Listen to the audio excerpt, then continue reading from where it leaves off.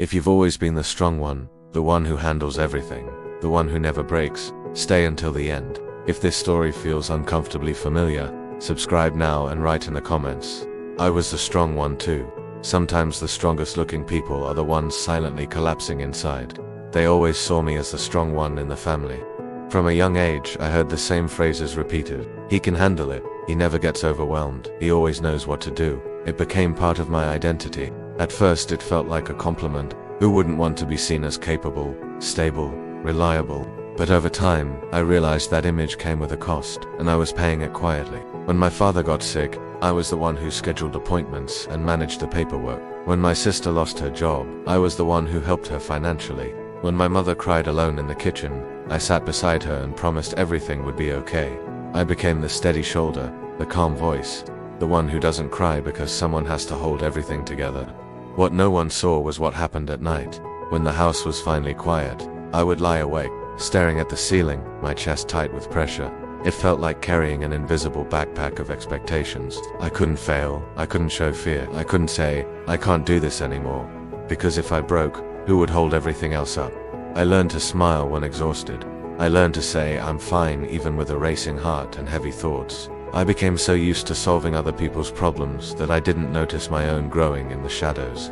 No one asked how I was really doing, not because they didn't care, but they assumed I was okay. The strong one doesn't need help, right? Over time, my entire identity became tied to that strength. If I admitted I was sad, people looked surprised. If I said I was tired, they'd say, "You always figure it out." It was as if vulnerability wasn't allowed, as if showing cracks would betray the role everyone had assigned to me. There was one moment that marked the beginning of my quiet collapse. One afternoon, after weeks of stress, I just stared at the steering wheel. Something inside me felt hollow, like the air had been drained out of my body. It wasn't dramatic, no tears at first, just a deep, unsettling emptiness, a sense that I was slowly falling apart. I realized I had ignored my own needs for years. I couldn't remember the last time I did something for myself.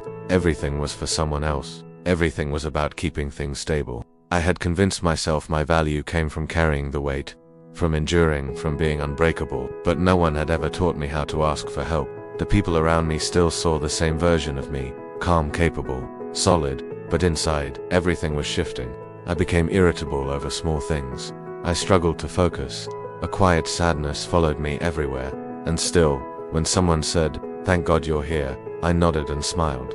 Until one day, I just couldn't anymore. It wasn't dramatic, no shouting, no explosion, just a simple conversation. Someone asked me to fix another problem that wasn't mine to carry, and instead of automatically saying yes, I felt something rise.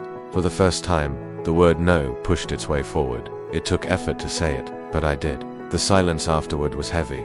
"I thought you could always handle it," they said. And that's when I understood something painful. They had never really seen all of me. They had only seen the useful part, the strong part, the part that solves. That night, I cried harder than I had in years. Not out of weakness, but from accumulated exhaustion. I cried for every time I swallowed my pain to protect someone else. I cried for the child who learned too early that he had to be the responsible one. I cried for the version of myself I lost while trying to be everyone's pillar. But that breakdown wasn't the end, it was the beginning.